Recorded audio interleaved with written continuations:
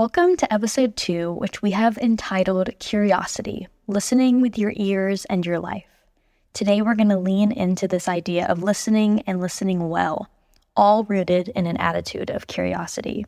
We hope these stories and the commentary around them help you show up in your spaces with deeper attentiveness. So let's dive in.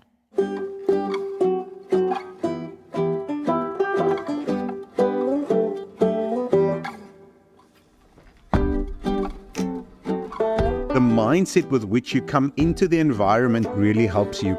If you come in with a teachable spirit, I think that, an environment becomes easier because you feel like you can learn in every situation.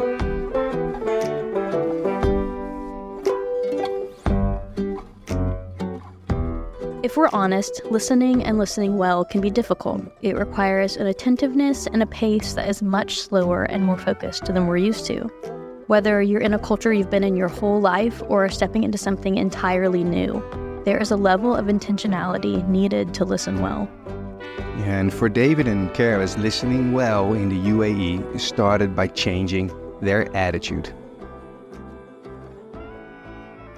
One of the incredible blessings that we have is we ended up in a very Arab community. But now looking back, we've been there, 7 years? 6 years. Six or 7 years, and it has been incredible. Just the most incredible experience of connecting with different cultures, different people. We hang out with our neighbors all the time. They are like family to us. Yeah, one of the things that when we were asked to take on this role in Dubai, we said, well, if we move to Dubai, we didn't want to live with the expat community. That was clear to us. We'd come from living in Oman, and we'd been living with Arabs there, and we loved it. And we were like, when we moved to Dubai, we want to live in an Arab community. So there was some sacrifice the company had to make for us to live in there because that was our stipulation.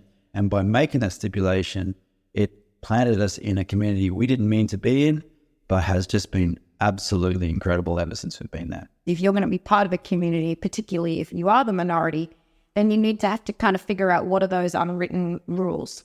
And so one of the unwritten rules is that when you do receive food from someone, then you send the plate back, but you never send that plate back empty.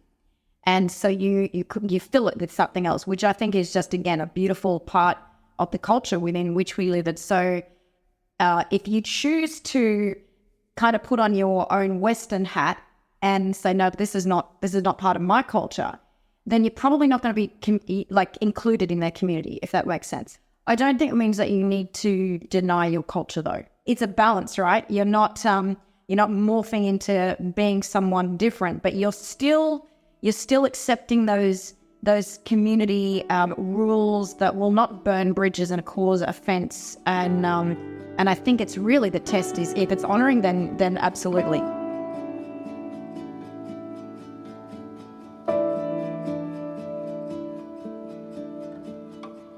We often think of listening as an activity for our ears. We listen to the words people say and maybe the tone in which they say them. And if we're honest, even that type of listening can be half-hearted at best. We're so prone to forget, to listen for a moment and then move on, to tune our ears to something else. Yeah, but true listening, the deep, attentive, intentional kind, is one that encompasses more than just words. It's more than a fleeting conversation. Attentive listening is done with our whole lives. It's taking note, paying attention to those around you, to what is said, but also to what is not said. And maybe the hardest part is it's remembering those things. It's living a life of holistic listening. Often listening well starts with a certain level of curiosity, a willingness to be wrong and adapt and change as necessary. So enjoy this story by Chris and Judy in the Middle East. I didn't realize that the diversity would be so great. So coming into a working environment with 33 different nationalities, that's different accents, different ways of work, different cultures, and the way they think can also be different. So you may try and do a hospitable gesture that could be taken in a different way. You have to study cultures. You have to really know and understand how different people think. So for me, coming into an environment like that in the workplace was also unexpected because I prepared myself for an Arab culture. But then I quickly had to adapt and learn that, there's more than just that. So that was something I really had to get used to too. But that's all part of the adventure. And I think the mindset with which you come into the environment really helps you. If you come in with a teachable spirit, I think that, any environment becomes easier because you feel like you can learn in every situation. And that's what happened with me at work. I just connected. If I didn't understand something, I would ask the question. And people are gracious and kind when they know that you're new. So in your first 6 months, maximize that as an opportunity to be able to, just to say, hey, I'm really, as you know, I'm new here. Can you tell me a bit more about that? Teach me a little bit. Why do you do that? Why don't you do that? Is that offensive? And people love to help. They love to guide. They love to show the way. And that was what I found. And it was amazing to begin to learn. And now I eat with my hands and I, do all sorts of things that was very uncomfortable or unfamiliar for me before. But yeah, that's what happens when you come into a new place, a new workspace, a new culture, a new environment. There's so much to learn and so much to grow in. And that adventurous heart, if you come with that, you can really enjoy that kind of exposure.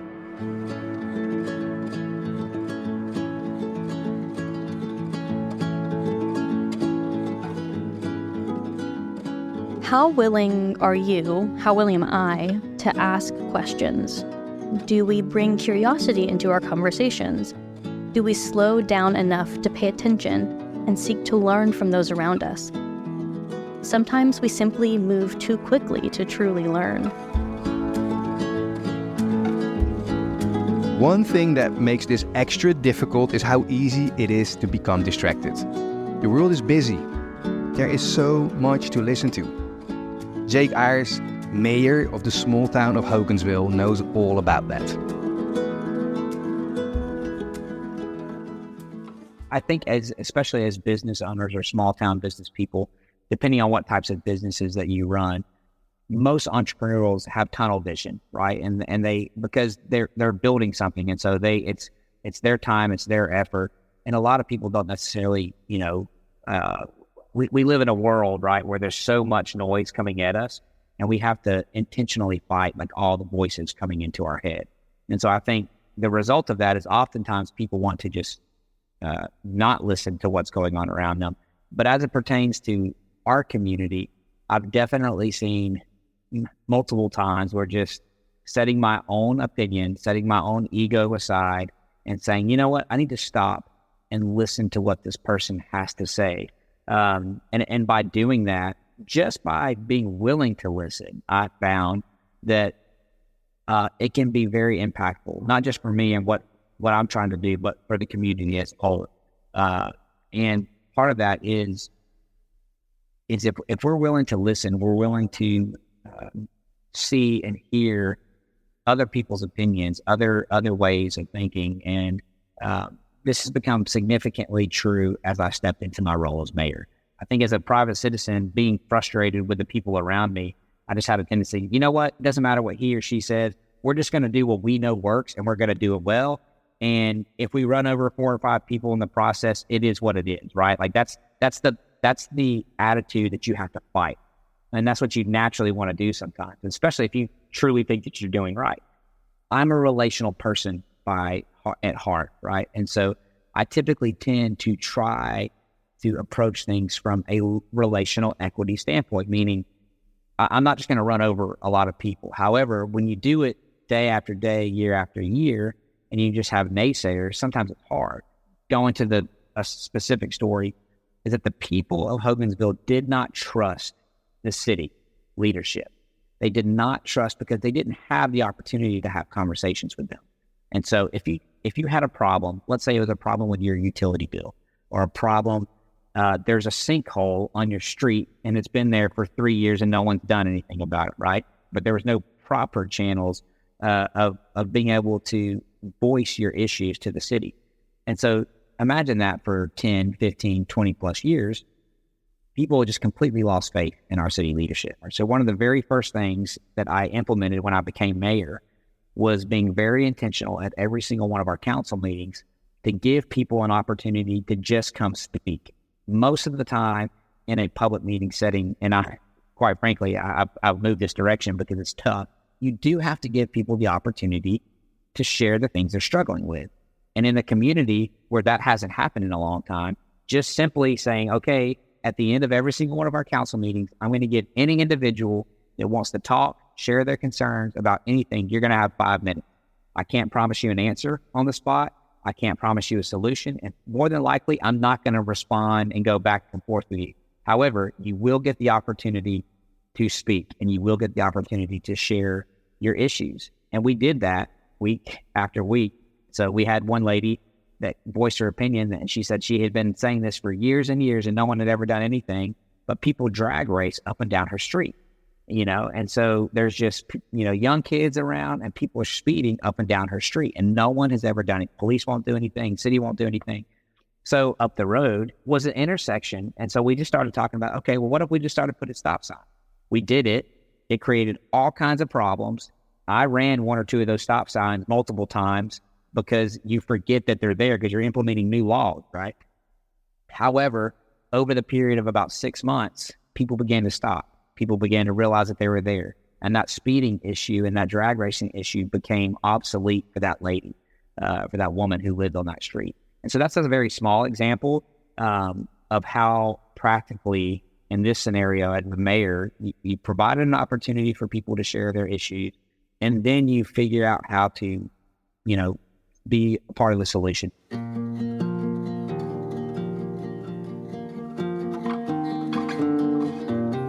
It might sound contradictory, but sometimes too much focus can be a distraction.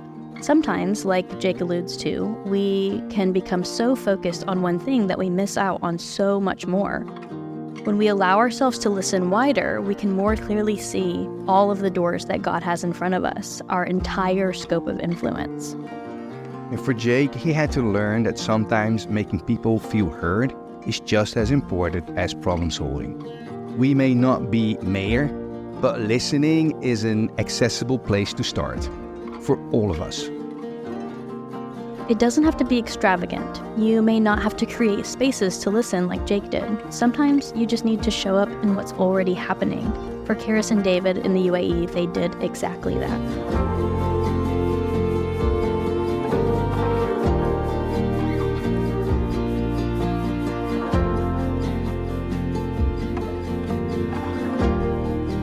In our community, Hagalela is a celebration. My daughters describe it like this. They say it's like a Halloween, except without all of the scary masks and things. So the children go from house to house, and they go and they give them candy and they give them food. I, as their mother, will normally go around with them, and I can visit any of the women. You sit, you drink some coffee. You can often have a whole meal as well. But this is something that happens naturally in the neighborhood. Another one is Ramadan. So during Ramadan, figuring out, again, what is culturally respectful. So sometimes David and I fast because of the fact that that's what our community are doing. And so they are breaking fast with a meal called iftar, and that's a big celebration. But then also inviting your community to be part of your celebration. So at Christmas time, I often invite the women over to see the Christmas tree, and we come around for a little bit of food and that kind of stuff. And so I bake them and make them things. And then we will always put together hampers for our closest friends, and we will deliver them to our closest friends, and we put a lot of time and effort into those. And then we also get our children to go and put together a whole lot of hampers for poor people in our community, because there's a lot of other migrant workers. And so we go to close to the labor camps, and we just pray that God leads us to whoever he wants us to give that to. And so our children are part of that as well. We give them out to different people. And the other thing that we do at Christmas, and this has just become a tradition in our neighborhood, and it's becoming crazier and bigger, is I make and decorate gingerbread houses. David bakes them now, which is lovely. Yeah. That's his special part. And then I decorate them and I put them together, and they would take me about 6 hours because I decorate them with all icing, but I've also decorated them in an Arabic design as well. So I've incorporated a little bit of my Christmas tradition with the local tradition, and then I deliver it. And now there's an expectation about when is your gingerbread house coming? There's one grandma in our neighborhood, and she's just the most beautiful, beautiful lady. And apparently she keeps her gingerbread exclusively in her room, even though she lives with a very large family and she won't let anyone touch it. So, and last week she sent me a photograph of a gingerbread house I made her 2 years ago, maybe? Maybe 3. 3 years ago. So you know that this time and effort and energy that you put in is really important as well. We want to make sure that we do the right thing and do this because we think it's so good for community building. At the same time, we kind of forget ourselves when we get to Christmas Eve and like, oh gosh, we got to do something for Christmas Day for our family. But there is this love and appreciation for us to share these different traditions. I mean, people like to celebrate. These are all joyous occasions.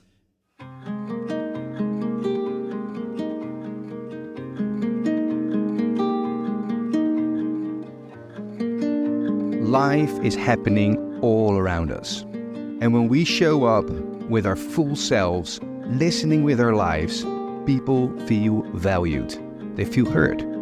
They feel known, even just a little. And then they want to know you too. When we first turned up to the UAE, I was trying to get my internet connected. So I was meeting with some guy on the street and we were talking about what to do. And this car passed by. And so what you do in Oman is everyone waves to each other. It's just cultural. So I waved to this guy as he passed, and the guy drove past, pulled up, reversed back, and he winds the window down and goes, "Can I help you with anything?" I'm like, no, I'm just waving like you do in Oman. He goes, "Oh, Omanis, they're amazing people. Do you want to go somewhere? Are you lost?" I'm like, "No, I live in this villa." And he's like, "What? You live in this villa? Oh, baby, come, get in the car. I take you. We go out to see falcons." No, I said, "Listen, I can't do this right now," but we swapped numbers straight away. We started communicating, and out of that relationship, just over the next few days, he then said, "My sister's staying with my mother who lives down the street, and she'd like to meet your wife." And that then started a long-term relationship where she came over, and now my daughters and her daughters are very, very close. In fact, they'll be writing to us just recently saying, "When are you coming back? We miss you." And that has been a journey that has been absolutely incredible.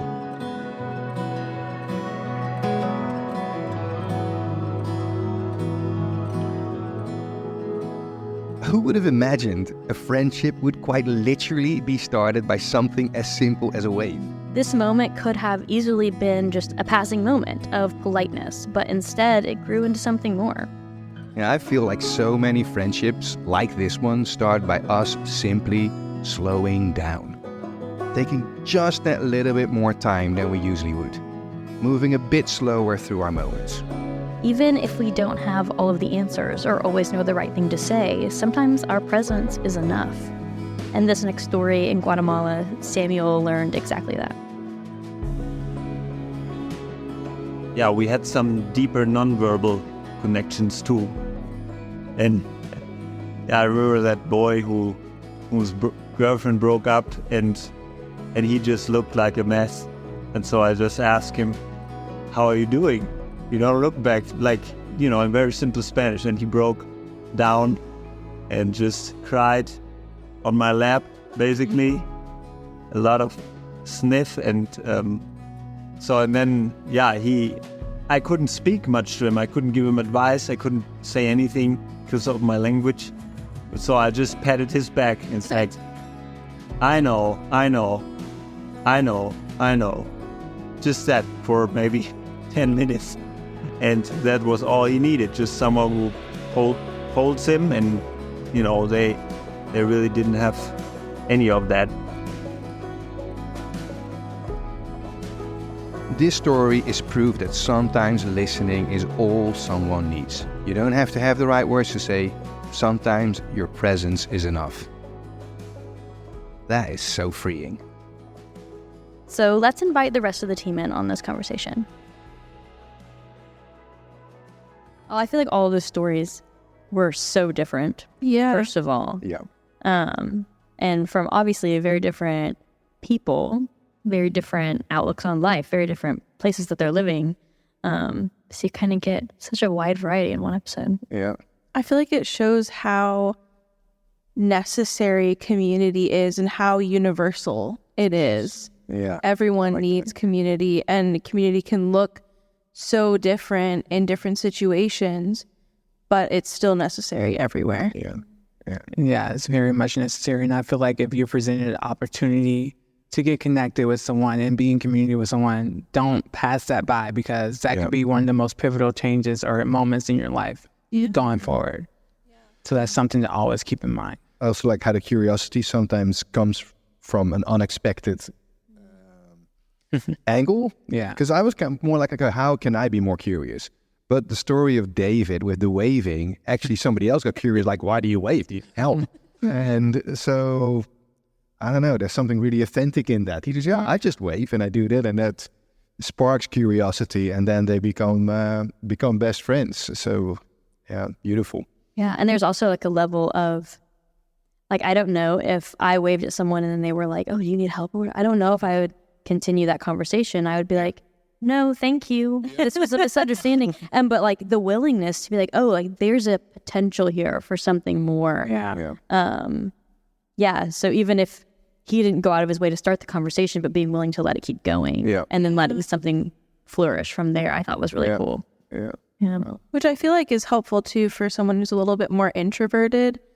Like, yes, it's good to keep the conversation going, but also maybe the other person will be the one that initiates it. And I don't have to stress myself out trying to keep the conversation going.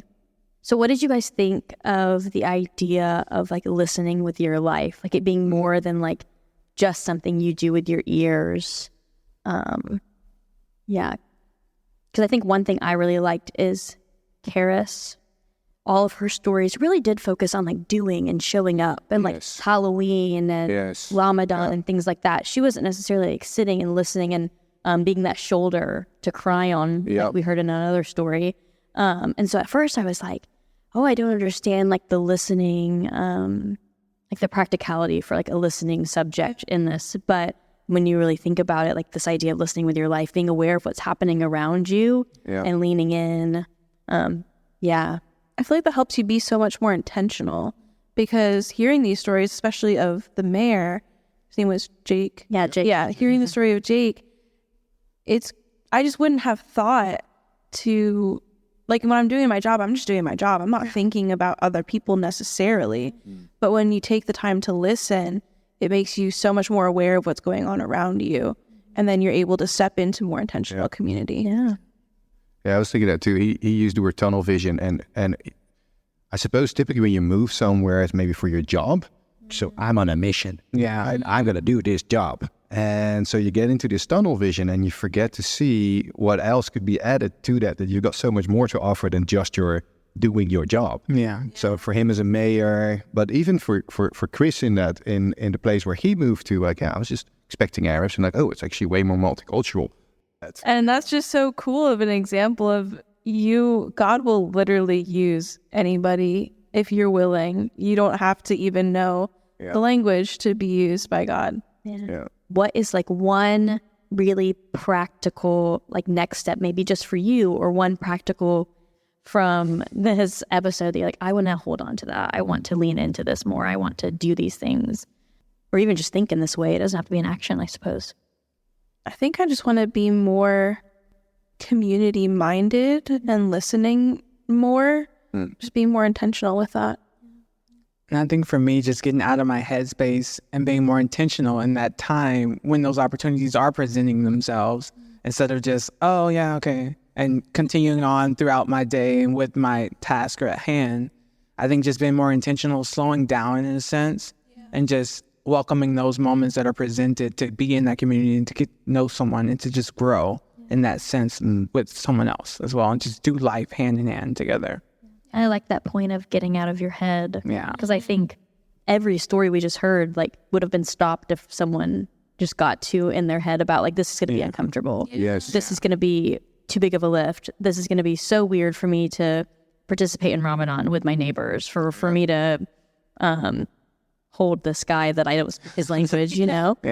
So I think that's really powerful. I like the authenticity. So sometimes when I move to a new community, kind of like, okay, what is accepted here and what is not acceptable? And of course, it was mentioned you need to honor the people, but I also don't have to completely let go of everything that I am. Yeah. So Gareth started making gingerbread houses. I'm pretty sure they didn't do that before. Yeah. She was also kind of like genuine. And with David, just the waving, obviously that means you need help, but he was like, no, it's just, hi. So by being honoring to the community and true to yourself at the same time, if you find that balance, that seems to open doors.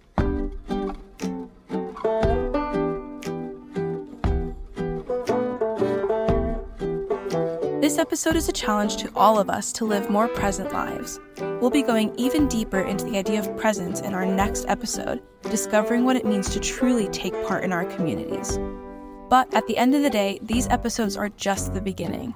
Make sure to go deeper by signing up for a free 10-day devotional linked in the podcast notes or on our website, scatterglobal.com. Music for this podcast was provided by Zach Winters from his new album, Shade of Indigo, which you can stream everywhere. You can find more about Zach and his music and poetry at zachwinters.com. This podcast was produced by Pete Hicks and the Mycelium Collective in partnership with Scatter Global. Concept and design for this podcast by Peter Jan Rodenberg, Alyssa Valentine, Kristen Boyd, Ewout Van Oosten, and Pete Hicks, and recording engineering help from Doug Domick.